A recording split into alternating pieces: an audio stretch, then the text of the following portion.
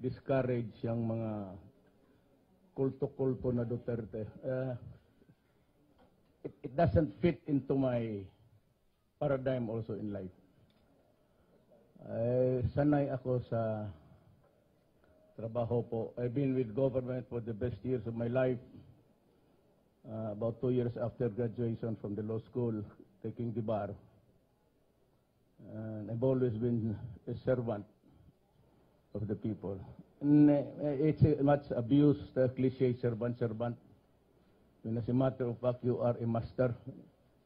Yung iba, that is the reason why it's kind of phenomenon in the Philippines that when a person gets to be elected in public office, there seems to be a metamorphosis inside his mind. He now thinks that he occupies a special place in the sun and just start to change everything, pati ugali. Ako po, I've been a prosecutor for the most of the time in my life and becoming the mayor for 22 years, one time a congressman and one time vice mayor to my daughter. It's been a public service to be all the time. I'd like to downplay yung mga extra adulation, glorification. It does not, nakukornihan po ako at kung ipakita mo, I try to avoid. Kasi tumitindig yung balahibo ko. Nakukornihan ako. So, that's why I just don't want it. Extra, hindi ko type yan. Hindi ko type. Kayong mga media sa Davao, alam niyo yan. Mas mabuti pa para sa akin that nobody would, well anyway, it's impossible now, but noon, I would have preferred that nobody pays attention to my presence in the place. I hate it. Yung lahat halos magbaw-baw. Na mas nakukurnihan ako para bang, itong gago na to. Do not do that because this is a democracy. This is not a royalty. Nobody occupies a special place. Even if I'm your president, I would just consider me equal to you in terms of our rights and responsibilities under this republic. There's the Constitution. We are bound by it. We obey the laws. But there are things in this government which I had to do because I was the only one who could do it for us. And maybe it's a presidency. It's not really a crisis, but it's an epidemic actually. Almost a pandemic sa Philippines. It's universal worry among local law enforcement and the law enforcement itself. And I was really happy to see last night that the PDEA came up with several raids to produce shabu. Ang tagal na niyan. I'd like to congratulate the PDEA head, si Takdak, for the longest time that I saw PDEA do something about the drug crisis. I will control drugs. I will control crime. And I repeat, the predicate of it all of my statement is, I'm willing to lose the presidency, my life or honor. This is what I promised the people. I intend to do it. Yung wala namang if you have no time, if you really are doing nothing except to criticize, you might as well just write and stop messing up with me because I have this sacred promise to save the next generation from the evil of drugs. Yan ang priority ko. We work simultaneously with the economic managers of this country. I hope Sonny Dominguez would, he has had so many misgivings in the past about my offer, but I hope he would reconsider and accept it. He's going to get the finance department. Now, my classmate sa law school, who was really our valedictorian, Art Tugade, would get the DOTC. He's good. He has been connected with the Gado brothers before. He was a working student. aral kami, but he was already a big guy. He was a valedictorian. Then maybe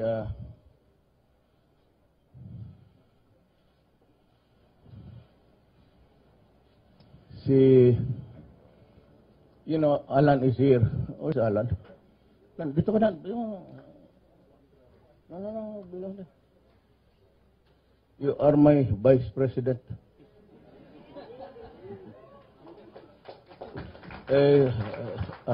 Wala pa ng proclamation. Mabuti ta nandito si Alan. I offered Alan both, but either the Department of Foreign Affairs or the Justice Department. Ayaw ko kung anong preference niya because para kung yung departamento niya tatanggap ng he chooses one department, then the secretary of that department would be just acting secretary until 1 year. Ma-appoint ko siya as a permanent. Or he might opt to be just a member of the Senate, to which I would respect his choice. But pag ayaw niya, in acting capacity, nandito si Yasay. Where is he now? He was here, but Perfecto Yasay was my roommate sa law school kami. When he was in UP Padre Faura, I was studying at San Beda College.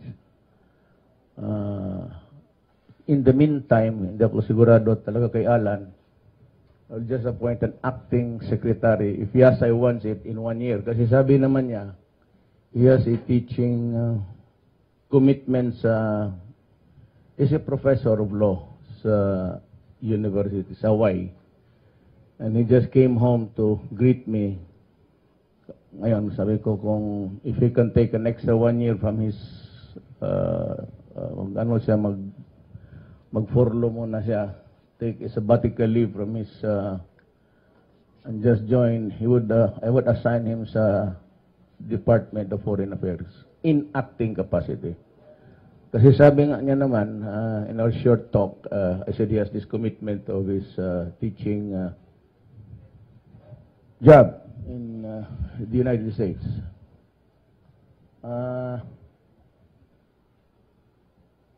Ang ibibigay ko sa Communist Party of the Philippines, if they decide to join my government, open yung DAR, DNR, labor if they want. Kasi sabi lang pinaka-oppressed ng yan. So they are the most vigilant group in the Philippines about labor. So they would get it. And DSWD. At marami pang iba. But those are the only departments I can concede to them. That 4. Maganda na. And marami pa namang sabi nila. But, before I forget, yung lahat, except yung mga secretary pati undersecretary, which they would really come with great credentials, by the way. I'd get it from the younger generation. Ang mga undersecretary. Yung workforce, I hope they would have how would you call it? Predilection for work sa government. I would offer them by way of allowances na lang because salaries are controlled so that I can bring in parity the pay of the private sector. I cannot hope to get talents pag ganun ang sweldo ng kababa ibigay. So, maybe I have to increase the emoluments by way of allowances na lang.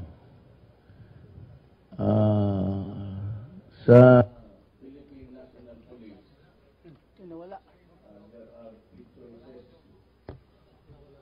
classmates or pareho ang years of service nila, including the age, nobody would get the edge. And so I said, you just talk between the three of you.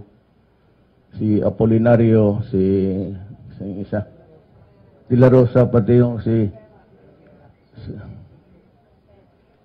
Espera. They're good. They have been my chiefs of police in the past, and I would say that was all were rendered sterling performances in the city of Davao. They are honest, they are not corrupt, and they follow orders. The number one sa police ngayon is integrity. For all of their chat-chat yan about corruption, I've been a prosecutor for 10 years and mayor for 22 years. Awa ng Diyos, wala akong kung saan nilang kukuha yung kuha. Pati itong kuha minsan, you should not control the spending of the local governments as long as it is not corrupt. As long as the benefits or money goes to the people, I really won't mind. I really won't mind if you spend the whole 1 year appropriation for the people. Pagka dumating lang sa tao, okay na ako. I would not, but I would be strict down to the local governments, including the spending of the intelligence fund and discretionary fund. It doesn't be so that I see discretion and just throw the money left and right.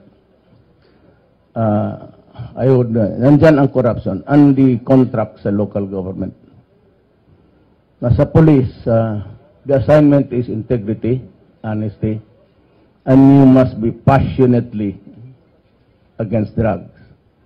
If you are half-hearted or a lukewarm attitude to drugs, you better not apply. But before I forget, all applicants dito sa bureaus and government corporations must agree that their names will be published. I'll give my staff a limit until about a certain, I don't know when, but it must be near now, then to publish, to cause the publication of the names, lahat, lalo na yung mag-apply ng mga dito sa government corporations. There are a lot of them. And again, I would stress that it goes to the best and the brightest. No political, huwag kayong maghingi ng endorsement sa senador or from anybody, congressman, governor. Pagka may attached na ano yan recommendation, automatically it is rejected. Just give me your resume and I will do the investigation if you are fit for the job. Ayaw kong yung magtawag. Remember, pag may magtawag sa akin na senador, congressman, governor, mayor, patay ka na. Patay ka na. I do not want that. Even sa army and police, do not go to me for promotion or assignment. There is the board of generals which I ordered last night to be reactivated. And it must be vibrant. As long as there is no corruption, I will not overrule any recommendation there. So kayong gusto ng assignment, it must be on the merit. For those who want to be promoted, it should be on the merit. And that can be shown in the board of generals.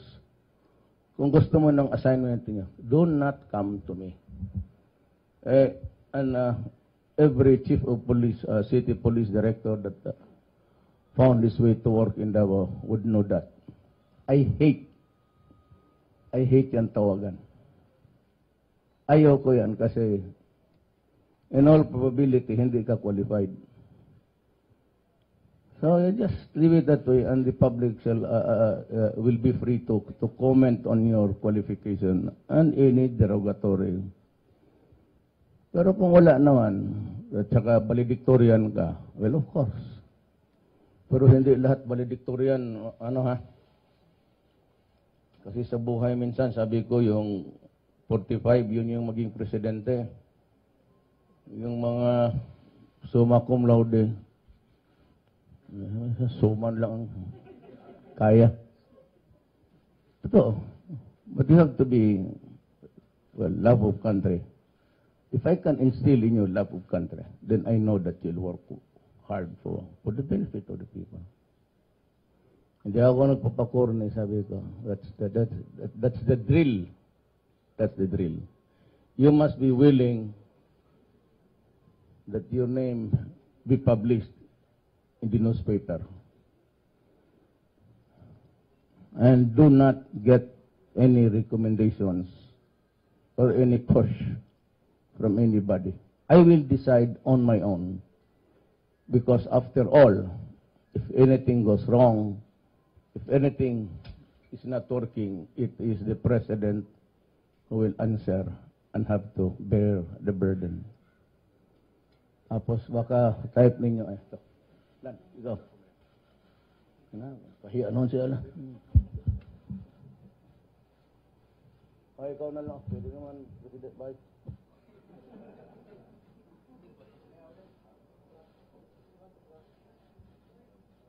Una.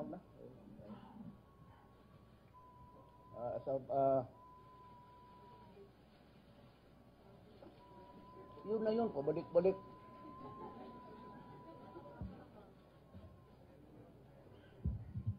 I announced last night that I'm selling the Pangulo. That yacht there, it's parking somewhere, not being used. And to think that the people are hungry and jobless, it would be an obscene thing to see a Pangulo there. Pagbili ko yan, the proceeds will be solely devoted to refurbish. If the proceeds are good enough, I'll build new buildings for the military and the police. Bilihan ko sila ng CT scan, and I will also raise the in parity. Pagka hindi tayo nakapag-tabla doon sa private sector, I do not mean to be mean to anybody, or no offense intended. For as long as the pay between the government sector and private sector has this disparity, walang magtatrabaho sa gobyerno. And what you get are specialists. Kung wala sila, then we can send them to school, or they can have the grants, and we can have the neurosurgeons and yung orthopedics. Yan ang ano dyan, neuro-orthopathy surgeon. I'll build them in your building. And kung hindi kaya, kung ganun lang ang kikitain ko, I'll just refurbish the Veterans Memorial Hospital. I'll just bring it also in par with the other hospitals in Manila. Para baga naman kung mamatay ka, wala kang sisihin. One. The other one is I was talking to the prospective commanders. Sabi ko sa kanila, no follow-ups. You activate your board of generals. As long as there is no exceeding of authority or abuse of confidence, I will not interfere in the... Itong sa gobyerno, I have noticed that it's really pure junkets. Alam ko yan kasi I started from a special counsel, then being the 6th, 5th, 4th, 3rd, 2nd assistant city fiscal. Yung mga seminar, it costs a lot of money. People going there to Manila. Hindi naman talaga yan eh. It's pure junket. I tell you, it's pure junket. So, no more seminars that yung mga tao pupunta ng Maynila. Rather, we will have the seminars in the local venue, then let the lecturers come to Davao. So makamura ako niyan. And no more lakbay aral. Again, that's walang ginawa, gamitin ang pera ng barangay para pangmasyal. You know, being elected as barangay captain or a barangay kagawad does not give you the right to go around the Philippines. May isa pa dito, would you believe it, Hong Kong? Oh, totoo. Tanungin mo yan si Lavinia. Malapit ko tapon yung papel sa mukha. No? Butit na lang, hindi ako si ano. Talagang, I almost fell off my chair. Hong Kong, maglakbay aral. Ano, magkain ka ng pansit doon? Just be crazy. Wala na yan. Stop this business of... those are my thoughts, yung ano ko. Sinusulat ko lang yung the 1 week that I had a long Kasi bumawi lang ako ng tulog. 8 hours sleep. Short of that, I'm not at my best element. Kaya, yung sabi nocturnal, it used to be that Davao was really very, very...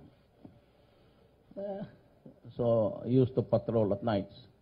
Check on the police kung hindi natutulog sa istasyon. Kasi yung ginawa ng mga buang, yung lamisa dyan, ipagpatong dikit-dikit nila, tapos magdala ng unan, pati maglatag ng newspaper, matulog. So I was going around, but all they were also afraid to go out because of the assassins, itong left. We used to lose something like 3-4 policemen and soldiers a day.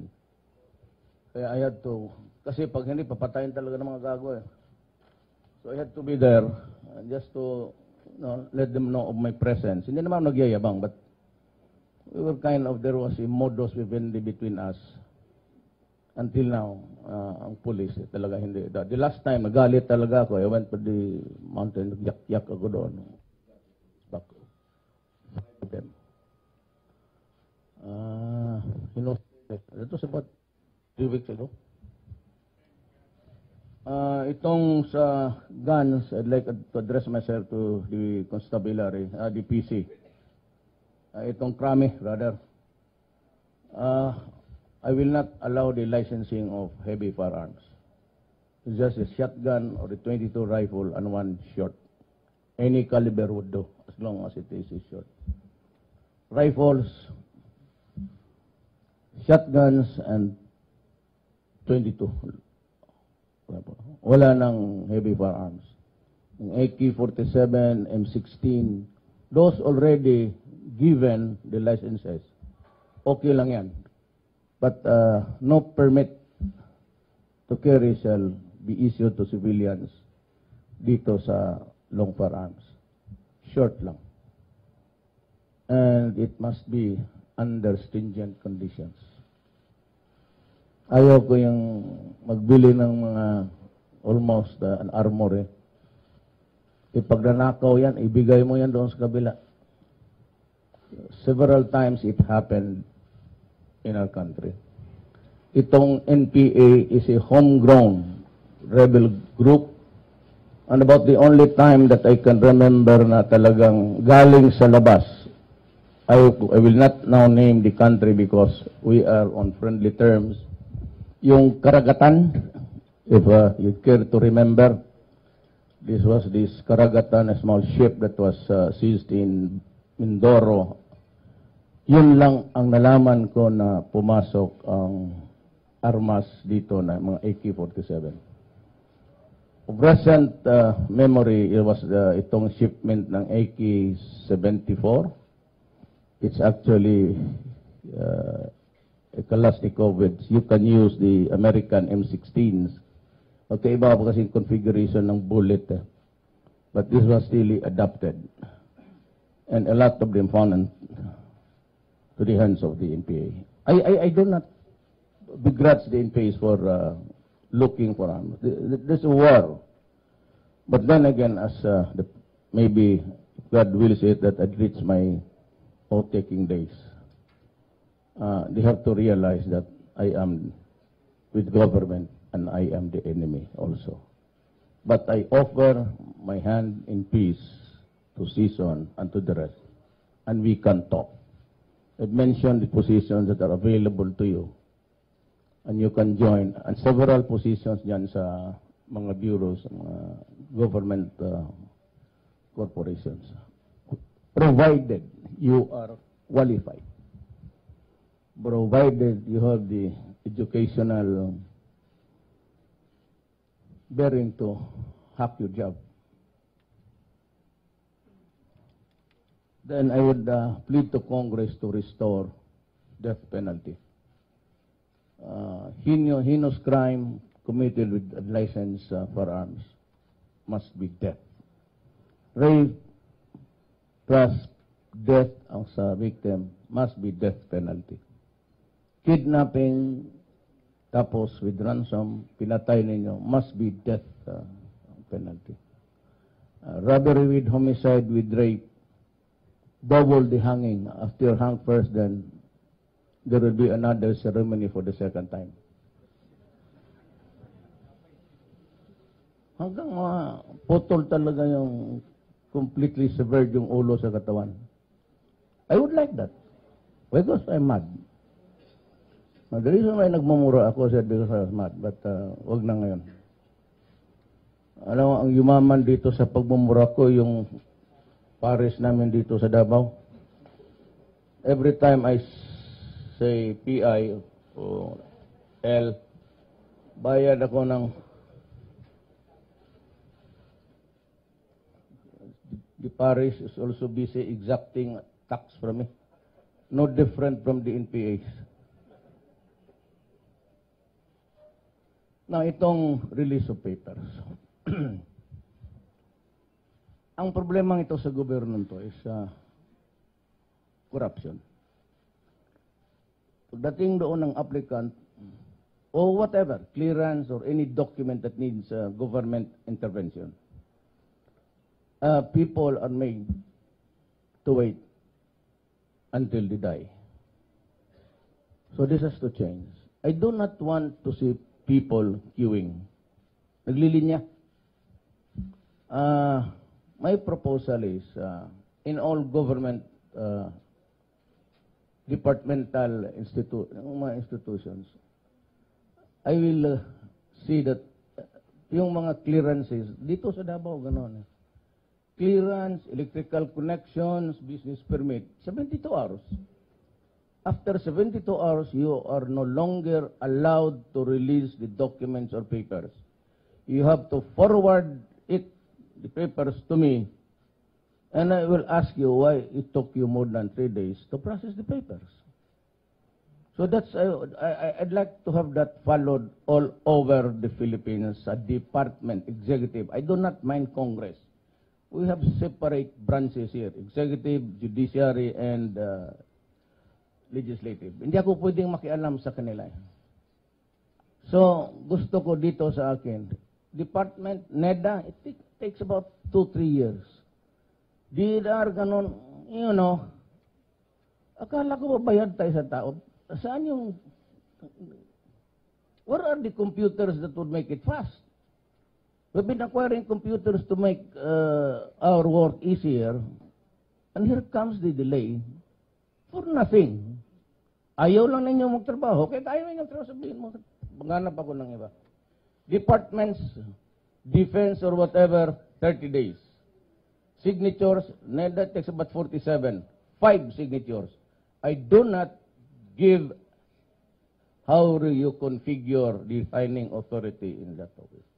If you are not willing to do it, let me know, because maraming Pilipino dyan sa labas nga naghanap ng trabaho. Anak ka ng, believe me, pati police, kayong mga police, those who are already contaminated, and you should know, and those who are into the business of pending cases, and even the generals, and they know who they are, resign or retire bago ako mag-take out. Kasi, I hate to name you publicly and to ask you to resign because you are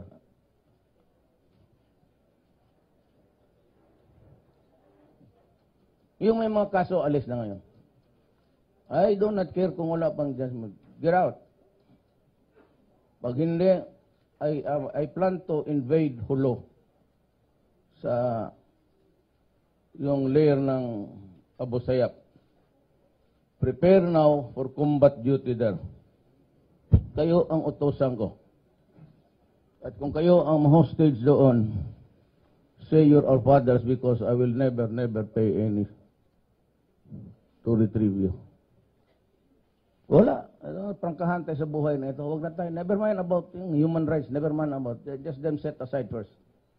They are there, so nandiyan na yan sila. Congressional investigation, okay lang yan. But then I would like to, dito si Alan, I would like to plead sa Congress to be more circumspect. I have once upon a time been a congressman, and I should know. In the way you treat the bureau directors, you treat the cabinet members before you treat the witnesses, pati mga police generals. sigaw-sigawan ninyo. I will not allow it. I will not allow it. Look at Angie Reyes, a good general, spent most of his years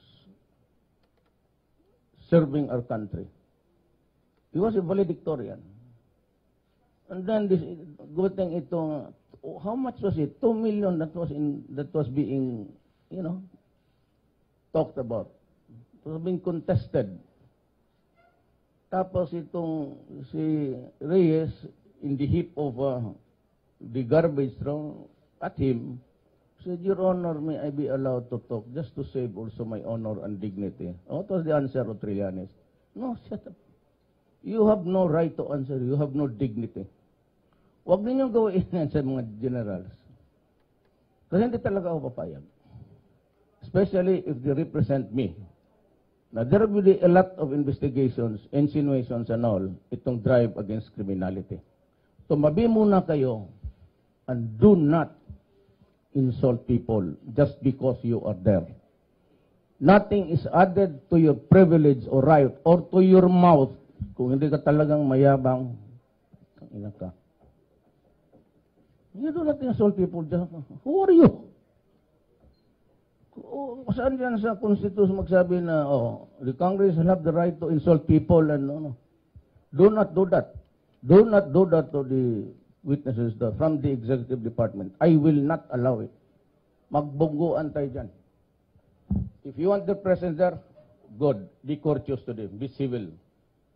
If you start to bamboozle them and insult them and tell them, umuwi kayo. Do not appear there. And there will be a stalemate and you create a constitutional crisis. Then that would be the time that we'll have to decide what to do with this country. Mahirap yan. Dito sa Philippines, gano'n eh. What give you the right to just throw your insults at the person? Gano'n ninyo ako. Sirado kayo. Bili ako ng magandang lock dyan sa Binondo.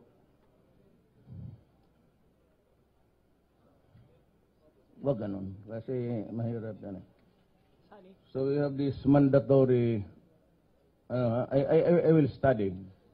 But I think departmental, especially yung crossing between departmental channels should be faster. So that's the secretary. The secretary should go to the secretary also. No delays. No delays. Intindihan na siguro. So prepare yung mga naglakbay aral ngayon. There was such abuse of people's money. Seminar. Biro mapadala ka doon ng 300, 400. Pagdating, pagsibatan lang yan. Kagaya namin noon. Ako hindi ako kilig kasi ang sinasabi ng gago, mas alam ko. So when I start to hear lecturing on some na medyo't mali pa, uwi na ako. Buang ito, walang alam. Bakit ito ang pinadala dito? At itong Civil Service Commission, pinadalahan pa naman ako ng supina kasi violation of ethics, nagpuputang yan. Human Rights and the Civil Service Commission. You may disagree by what I say, but you have to defend my right to say it. That's freedom of expression. Those words come from Disraeli. Just because you have the laws there, you do not override the highest constitutional right of a person. If he wants to make a fool of himself, let him be. That is his constitutional right, the highest law of the land.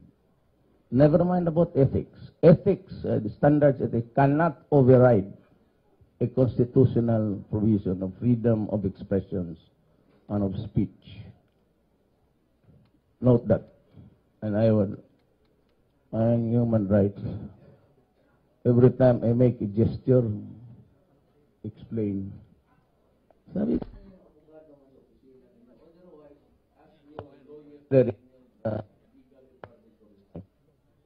walang alam. Walang alam. Study the Constitution because that governs everybody and anybody.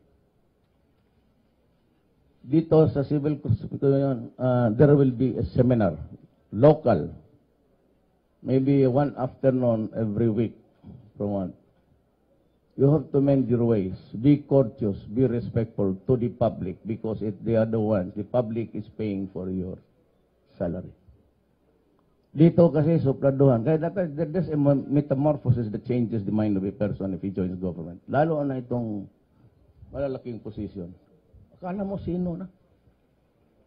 For example, this one mayor sa Metro Manila. Hindi lang siya nakilala ng mga waiter sa kasi KFC o Jollibee. Sinirahan niya yung if I were the president at the time, tapos marinig yan, I suspend you. For the charge, oppression. Why? Insecurity. Hindi ka lang makalam ng tao, ba't masuspend yung... Who are you to be recognized in a way? For all you know, yung tao, yung salary niya noon at source and taxation.